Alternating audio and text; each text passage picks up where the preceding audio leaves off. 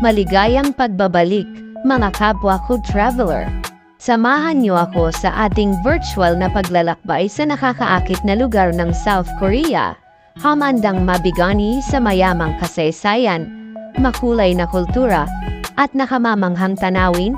Pero bago natin umpisahan ang ating paglalakbay at kung bago ka pa lang sa ating channel, huwag kalimutang mag-subscribe at i-like ang ating video.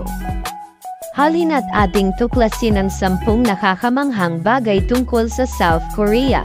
The Land of Morning Calm.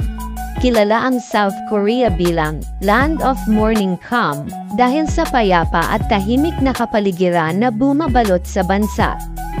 Dahil sa tahimik nitong mga bundok, tahimik na templo, at magagandang tanawin, ang South Korea ay tunay na tumutupad sa malatulan nitong palayaw.